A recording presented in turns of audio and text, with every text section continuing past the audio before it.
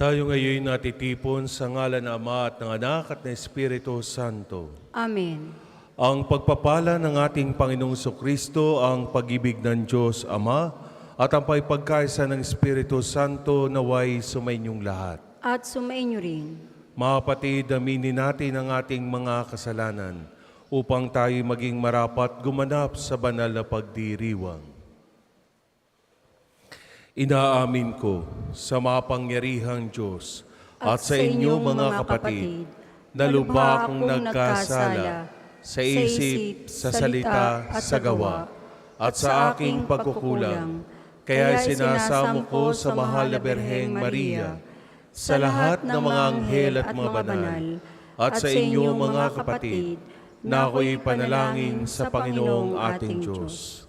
Kaawaan tayo ng mapangyarihang Diyos, patawarin tayo sa ating mga kasalanan, at patnubayan tayo sa buhay na walang hanggan. Amen.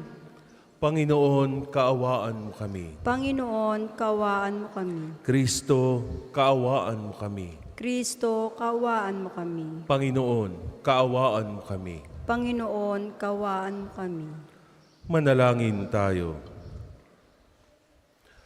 Ama naming makapangyarihan, pakundangan sa pagpapakumbaba ng anak mong masunurin, ibinangon mo sa pagkadapa ang sangkatauhang masuwayin.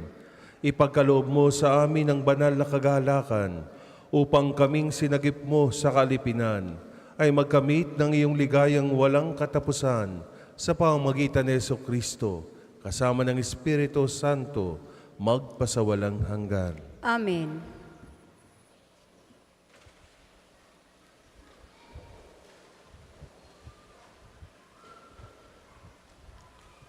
Pagbasa mula sa aklat ng Propeta Oseas.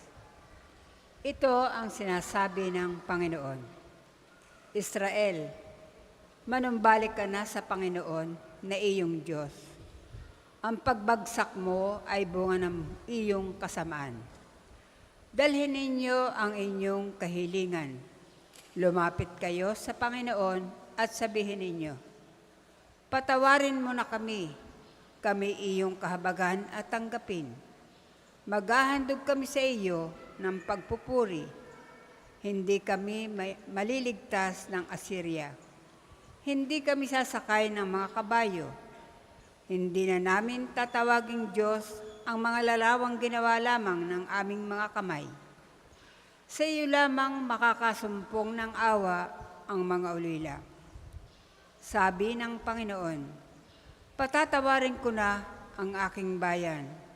Mamahalin ko sila ng walang katapusan, sapagkat mapapawi na ang aking galit.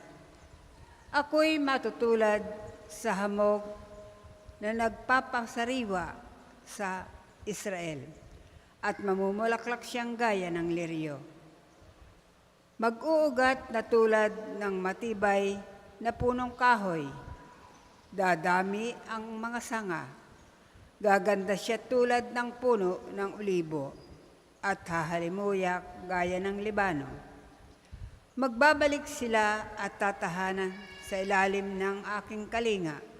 Sila yayabong na gaya ng isang halamanan. Mamumulaklak na parang punong ubas at ang bangoy katulad ng alak mula sa Libano. Ephraim, lumayo ka na sa mga Diyos-Diyosan. Ako lamang ang tumutugon at magbabantay sa iyo. Ako'y katulad ng sipres na laging luntian at mula sa akin ang iyong bunga. Ang mga bagay na ito'y dapat unawain ng matalino at dapat mabatid ng marunong. Matuwid ang mga daan ng Panginoon at doon tumatahak ang mabubuti, ngunit madarapa ang mga ngahas na sumuway. Ang salita ng Diyos. Salamat sa Diyos. Salmong tugunan, pupurihin ko kailanman ang dakila mong pangalan. Pupurihin ko kailanman ang dakila mong pangalan. Ako'y kaawaan, o mahal kong Diyos, sang-ayon sa iyong kagandahang loob. Mga kasalanan ko'y iyong pawiin, ayon din sa iyong pag-ibig sa akin. Linisin mo sana ang aking karumhan at ipatawad mo yaring kasalanan. Pupurihin ko kailanman ang dakila mong pangalan. Nais mo na sa akin isang pusong tapat, puspusin mo ako ng dunong mong wagas. Ako ay linisin, sala ko'y hugasan, at ako'y puputi ng walang kapantay. Pupurihin ko kailanman ang dakila mong pangalan. Isang pusong tapat na sa akin likhain. Bigyan mo, O Diyos, ng bagong damdamin. Sa iyong harap ay huwag akong alisin. Ang Espiritu mo ang paghahariin. Pupurihin ko kailanman ang dakila mong pangalan. Ang galak na dulot ng iyong pagliligtas. Ibalik at ako ay gawin mong tapat. Turuan mo akong makapagsalita at pupurihin ka sa gitna ng madla. Pupurihin ko kailanman ang dakila mong pangalan. Magsitayo po ang lahat.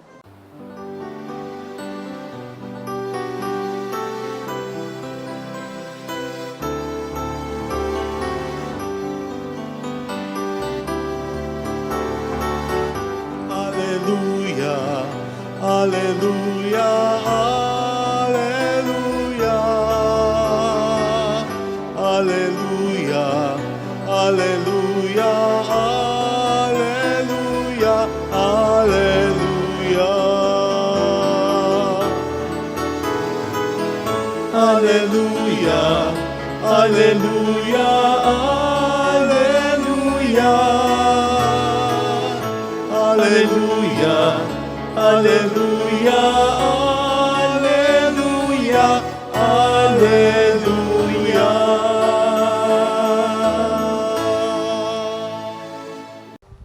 Sumainyo ang Panginoon. At sumainyo rin. Ang pagpapahayag ng mabuting balita ng Panginoon ayon kay San Mateo. Papuri sa iyo, Panginoon. Noong panahon ayon, sinabi ni Jesus sa kanyang mga apostol, "Ngayon isinusugo ko kayo na parang mga tupa sa gitna ng mga asong gubat. Maging matalino kayo gaya ng mga ahas at matapat gaya ng mga kalapati. Mag-ingat kayo sapagkat may mga taong magkakanulo sa inyo sa mga hukuman at hahagupitin nila kayo sa mga sinagoga. Dahil sa akin, ihaharap kayo sa mga gobernador at mga hari at magpapakatotoo kayo sa harapan nila at ng mga hintil. Kapag nililinis na kayo, huwag kayong mabalisa tungkol sa sasabihin ninyo o kung paano nyo sasabihin. Pagdating ng oras, iti ipagkakaloob sa inyo, sapagkat hindi kayo ang magsasalita, kundi ang Espiritu ng inyong Ama, ang siyang magsasalita sa pamamagitan ninyo. Ipagkakanulo ng kapatid ang kanyang kapatid upang ipapatay. Gayon din ang gagawin ng ama sa kanyang anak. Lalabanan ng mga anak ang kanilang mga magulang at ipapapatay. Kapupuotan kayo ng lahat dahil sa akin, ngunit ang manatiling tapat hanggang wakas ang siyang maliligtas. Kapag inuusig nila kayo sa isang bayan, tumakas kayo sa kasunod. Sinasabi ko sa inyo, hindi pa ninyo napupuntahan ang lahat ng bayan ng Israel, ay darating na ang Anak ng Tao. Ang mabuting balita ng Panginoon. Pinupuri ka namin, Panginoong Jesucristo. Isang magandang umaga po sa kanilang lahat. Happy morning. Happy? Oh, happy ba talaga? Kahit ang mga mukha ng iba'y sambakol o nakasimangot o natural na yan para sa iba. No? Kailangan palagi tayong masigla, masaya, lalo na sa ganitong pagdiriwang ng banal na misa.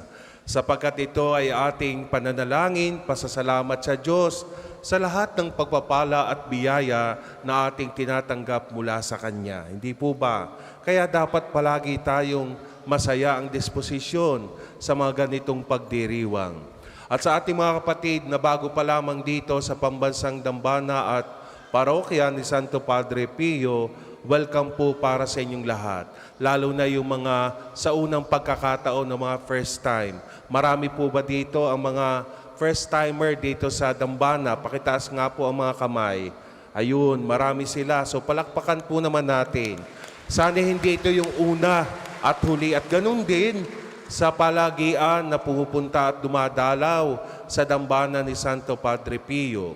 At palaging dala at bitbit ang mga intensyon at pasasalamat through the intercession of Saint Padre Pio. At ganun din, may mga hangarin at mga naisin din tayo na hinihiling sa Diyos na sana'y huwag nating kainipan na ito ay ipagkaloob sa atin sapagkat ang natatanging oras at panahon ng Diyos ang siyang makagkakaloob sa atin. Na kapag ito po'y ibinigay sa atin, ay higit pa sa ating inaasahan. Amen. Amen. Kaya huwag tayong mainip, no?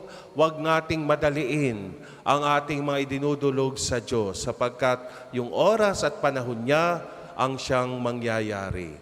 Sa ating mga pagbasa ngayon, sa ating ebanghelyo sa araw na ito, kung inyong mapapansin, may payo o advice na ibinibigay si Jesus para sa ating lahat. Kung nitong mga nakaraang araw ko inyong narinig at napansin yung ating mga ebanghelyo, pinapaalalahanan ni Jesus ang kanyang mga alagad sa kung ano ang gagawin nila kapag ipinahayag ang mabuting balita ng Diyos. At ganun din, kasabay din, nasaksihan ng kanyang mga alagad at ng mga tao ang iba't ibang klase ng himala, no? Pagpapagaling, pagpapalayas ng demonyo na ginagawa ni Jesus. At ngayon, merong certain advice si Jesus para sa ating lahat. Ano po ba ang ibig sabihin ni Jesus sa mga advice na ito na narinig natin dito sa ating ebanghelyo? Ano yung ibig sabihin ng pagiging mga tupa sa gitna ng mga asong gubat? Matatalino gaya ng mga ahas at maging matapat gaya ng mga kalapati. Mga kapatid, alam natin na hanggang sa ngayon, hanggang sa mga sandaling ito, napakaraming mga opinyon, napakaraming mga boses na naglalaban-laban na. May kakanya-kanyang paraan ng paano angkinin ang mga bagay na hindi para sa kanya. Napakaraming mga katwiran, napakaraming kasinungalingan, napakaraming pag-aangkin sa mga posisyon na hindi dapat para sa Kanya. At di kapansin-pansin sa ating mga politiko sa mga panahong ito. Maraming boses ang maaaring naiinggan yung iba, nakikinig, ay yung iba naman ay nagpapadala masyado, pero ang karamihan puro kasinungalingan. So my dear friends, kahit na ang mundo natin ngayon ay tila puno ng mga asong gubat kung ituring, na handang umaway, na handang makipagtalo, na handang makipaggulo, maging tulad sana tayo ng mga maamong tupa na palaging kalmado, na palaging maamo. Bakit?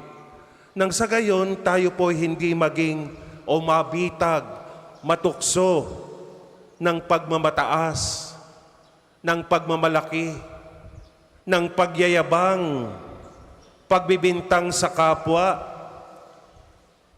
lalo na ng mga masasama at mga negatibong bagay, lalo na ng ating mga pag-iisip. Alam nyo kung magiging tila para tayong mga asong gubat, kung sa salitang Batanggenyo pa yung mga bangaw, no, na mga aso, ay yung tayo'y sunggab lamang ng sunggab, nang hindi natin naiisip o hindi natin nakukuhang magdasal, ay paano natin makikita o paano natin maririnig ang boses ni Jesus?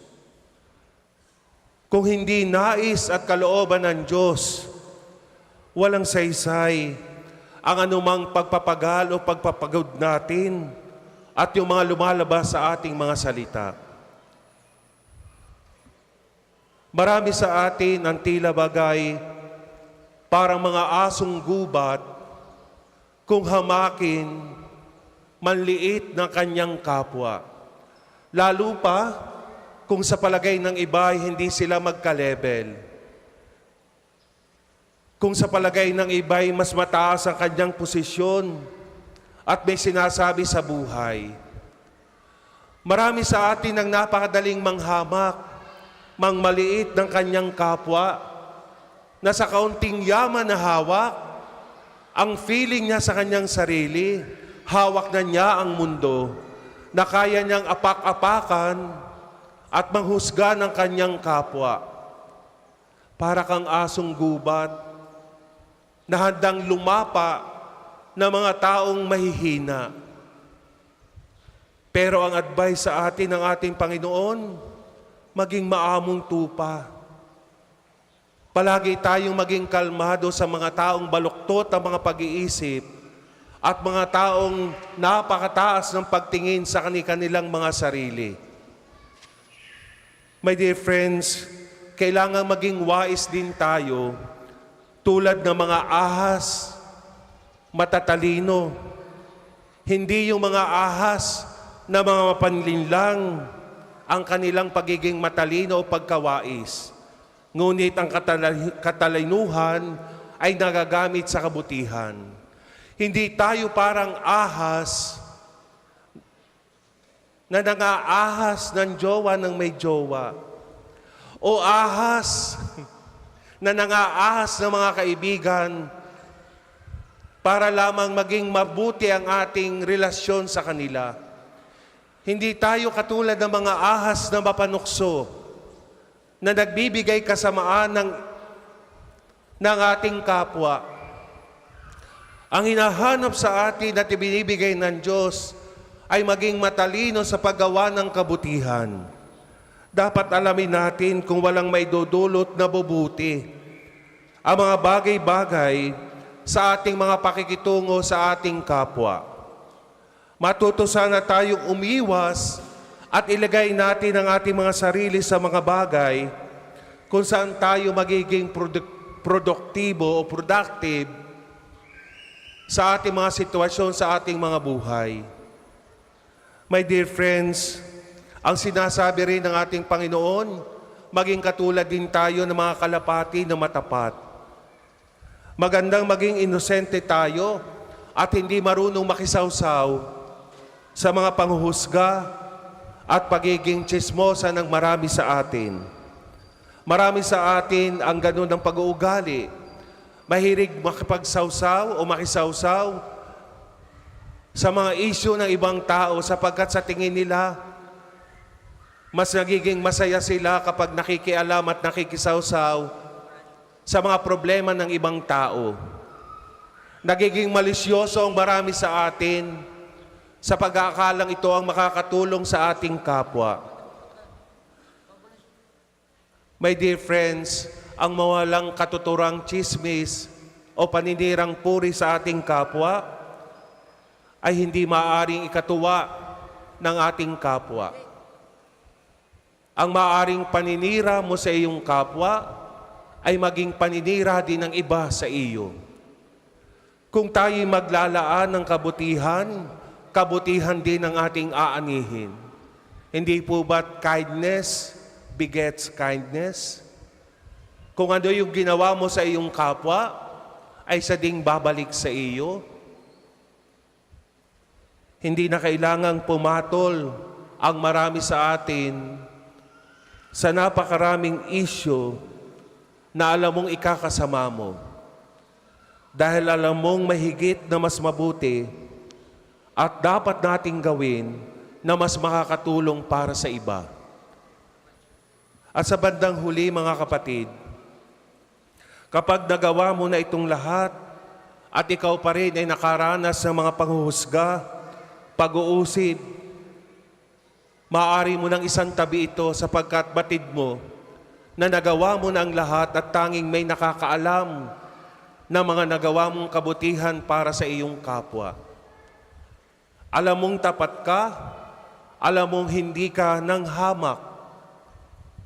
Apak-apakan ka man, hamakin ka man ng iba, nakatitiyak na ako na ang Diyos ang siyang mag-aangat at nakatitiyak akong siya ang iyong magiging tagapagtanggol. Kung ang batang Quiapo'y may tanggol, may tunay kang tagapagtanggol sa iyong buhay. Hindi ka tiyak iiwan. Wala kang aalalahanin pa sapagkat laging nating kasama ang Diyos. Tuturuan ka at gagabayan niya tayo. Kaya ano pang ipag-aalala mo kung may mga taong pilit sumisira at nagpapabaksak sa iyo?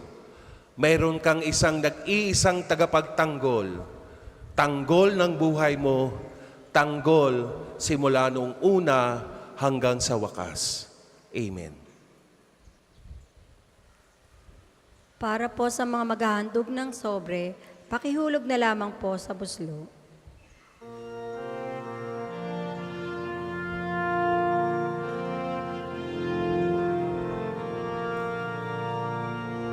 Ngunit natanggapin ang alay na ito, mga biyayang nagmula sa pagpapala mo. Tanda ng bawat puso pagkat inibig mo. Ngaya'y nananalig, nagmamahal sa'yo. Tanda ng bawat puso pagkat inibig mo. Ngaya'y nananalig, nagmamahal sa'yo. Magsitayo po ang lahat. Manalangin kayo mga kapatid upang paghahain natin kalugdan ng Diyos amang makapangyarihan. Tanggapin nawa ng Panginoon itong paghahain sa iyong mga kamay, sa kapurihan niya at karangalan, sa ating kapakinabangan at sa buong sambayanan niyang banal. Ama naming lumikha, ang paghahain namin na sa iyong ngalan ay siya nawang sa amin dumalisay upang ito ay maging pagganap araw-araw ng aming paglipat sa buhay sa kalangitan sa pamamagitan ni Jesucristo, kasama ng Espiritu Santo, magpasawalang hanggan. Amen. Sumainyo ang Panginoon. At sumainyo rin. Itaas sa Diyos ang inyong puso at diwa. Itinaas na namin sa Panginoon. Pasalamatan natin ang Panginoong ating Diyos. Marapat na siya ay pasalamatan. Ama naming makapangyarihan, tunay ngang marapat na ikaw ay aming pasalamatan.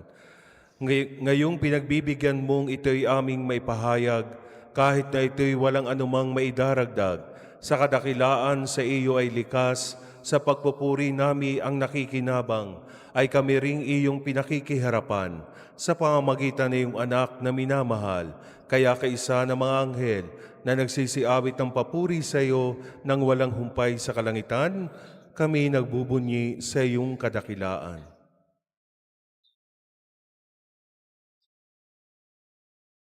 Banal ka pong may kapal, banal ang iyong pangalan, banal ang iyong kaharian. Langit lupa'y nagpupugay sa iyong kadakilan. Dinarakilan ang lahat ang naparito mong anak, na siyang nagmulat sa bulag, sa pilay ay nagpalakad, at nakiramay sa lahat. Kung hindi po kayang lumuhod, manatili pong nakatayo ng may paggalang. Ama naming banal, ikaw ang bukal ng tanang kabanalan. Kaya't sa pamamagitan ng iyong Espiritu, gawin mong banal ang mga kaloob na ito upang para sa amin maging katawan at dugo ng aming Panginoong Hesukristo. Bago niya pinagtiisang kusang loob na maging handog, hinawakan niya ang tinapay, pinasalamatan kanya, pinagati-hati na iyon. Iniabot sa kanyang mga alagad at sinabi, "Tanggapin ninyong lahat ito at kanin. Ito ang aking katawan na ihahandog para sa inyo."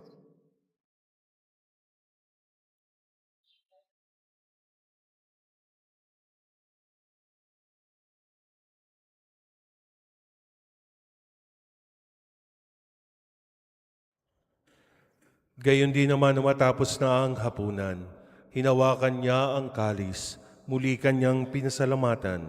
Iniabot niya ang kalis sa kanyang mga alagad at sinabi, "Tanggapin ninyong lahat ito at inumin. Ito ang kalis ng aking dugo, ng bago at walang hanggang tipan. Ang aking dugo na ibubuhos para sa inyo at para sa lahat. Sa kapagpapatawad ng mga kasalanan, gawin ninyo ito sa pag-alaala sa akin."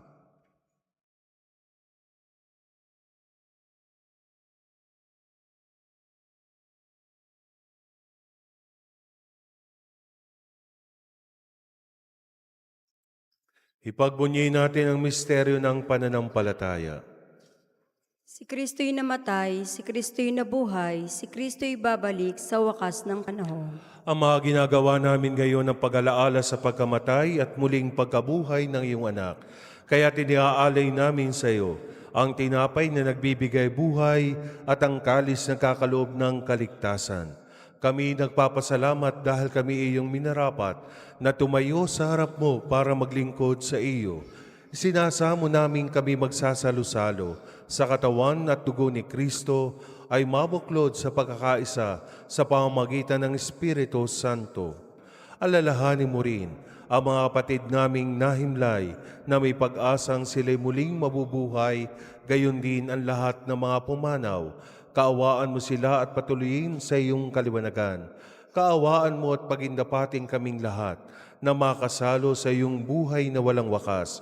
Kaisa na mahal na Birheng Maria na ina ng Diyos, ni San Jose na kanyang kalinis-linisang esposo, kaisa ng mga apostol at ng lahat ng mga banal na namuhay dito sa daigdig ng kalugod-lugod sa iyo, may pagdiwang nawa namin ang pagpupuri sa ikararangal mo sa pamamagitan ng iyong anak na aming Panginoong Hesukristo.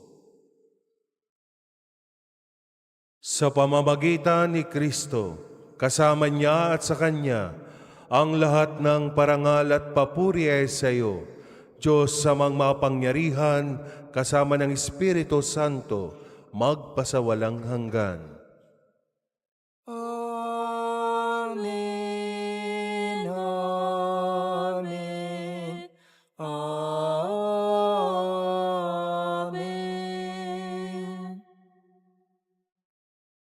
Sa tagubili na nakagaling na utos sa turo ni Jesus na Panginoon natin at Diyos, ipahayag natin ang lakas loob.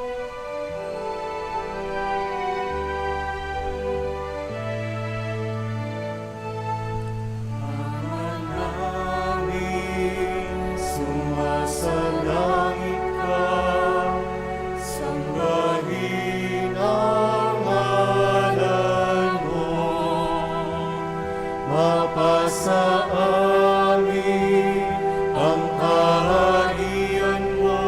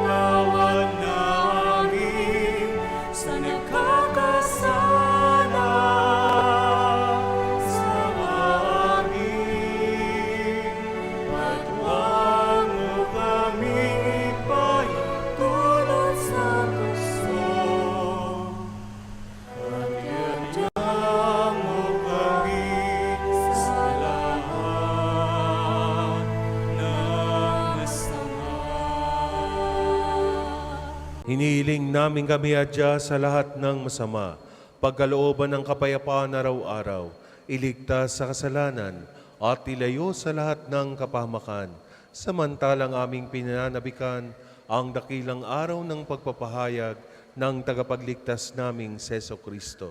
Sapagkat iyo ang kaharian at ang kapangyarihan at ang kapurihan magpakailanman. Amen. Panginoong Jesucristo, sinabi mo sa iyong mga apostol, kapayapaan ang iniiwan ko sa inyo. Ang aking kapayapaan ang ibinibigay ko sa inyo. Tunghayan mo ang aming pananampalataya at huwag ang aming pagkakasala. Pagkalooban mo kami ng kapayapaan at pagkakaisa ayon sa iyong kalooban, kasama ng Espiritu Santo, magpasawalang hanggan. Amen. Ang kapayapaan ng Panginoon ay laging sumainyo. At sumainyo rin. Magbigayan kayo ng kapayapaan sa isa't isa. Peace with you. Kordero ng Diyos na nag-aalis ng mga kasalanan ng sanlibutan, maawa ka sa amin. Kordero ng Diyos na nag-aalis ng mga kasalanan ng sanlibutan, maawa ka sa amin. Kordero ng Diyos na nag-aalis ng mga kasalanan ng sanlibutan, ipagkaloob mo sa amin ang kapayapaan. Kung hindi po kayang lumuhod, manatili pong nakatayo ng may paggalang.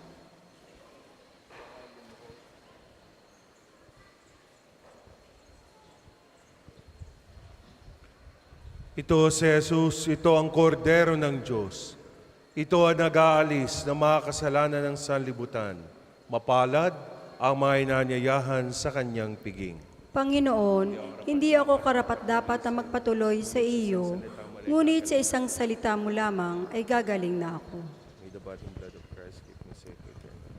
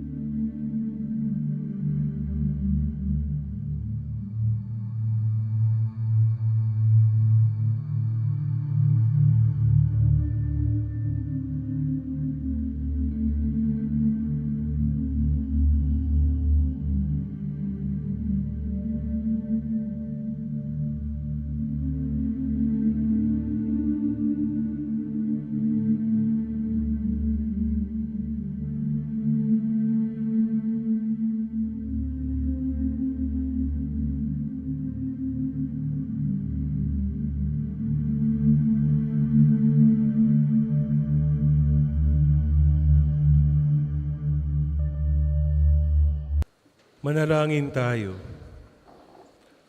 Ama naming mapagmahal, kaming iyong pinapakinabang, ay loobin mong laging lumingon sa pinanggalingan nang tinanggap namin ngayon para pagsaluhan sa pamamagitan ni Jesucristo, kasama ng Espiritu Santo, magpasawalang hanggan. Amen. Sumainyo ang Panginoon At sumainyo rin. at pagpalain kayo ng mga pangyarihang Diyos, Ama at Anak at Espiritu Santo. Amen. Tapos na po ang ating banal na misa, humayo kayo sa kapayapaan ni Kristo. Salamat sa Diyos. Muli magandang umaga po, mag-iingat po kayo sa inyong mga pag-uwi at maraming salamat po muli sa pagdalaw.